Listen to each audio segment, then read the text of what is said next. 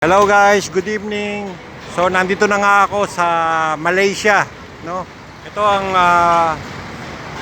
bus terminal, no? Nandito tayo sa Larkin. From Singapore, border to border, nagbus lang ako papasok dito sa Malaysia. So nandito na nga ako. Ayan guys, oh. Tingnan nyo kung gaano kalaki ang bus terminal dito. So yung bus na nakikita nyo yan, pabalik yan ng Singapore. Yan. Yung mga galing, kasi may mga Malaysian, border to border nga na nagtatrabaho rin sa Singapore. So yan ang Causeway Link. Tara, pasok na tayo at bibili ako ng ticket. Ayan guys, so bungad pa lang makikita nyo, ibang iba na kaagad ang kultura kumpara sa Singapore, ang setup. Dito nyo matitikman yung mga Indian food at mga Malaysian food talaga, ng mga halal. Yung mga mekos-mekos na sinasabi ninyo, nandito lahat yan. So bibili muna ako ng ticket papunta ng Kuala Lumpur.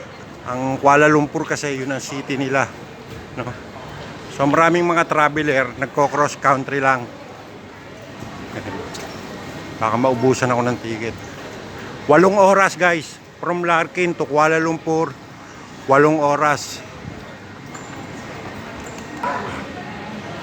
Kung tatanungin nyo ako, dahil hindi lang ako first time dito sa Malaysia, no? Very friendly ang mga Malaysian. Masarap silang kasama, pababait sila. Oh. So marami akong ipipicture sa inyo rito. Hindi lamang yung pagkain nila, pati yung mga kultura nila.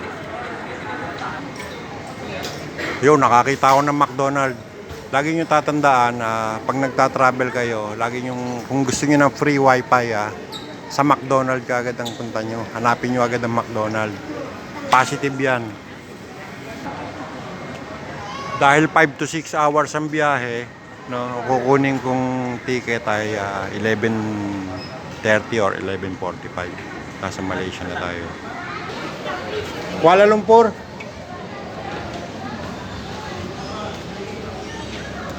$11.59. Wabas. Ha? 11:59. 11:30 or 11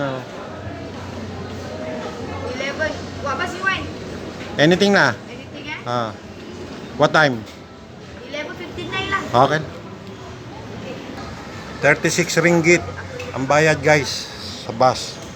Compare sa mag-aeroplano ka papunta from Singapore to Kuala Lumpur, nasa $170 ang pamasahe. Terima kasih. Okay, let's go. See you tomorrow guys.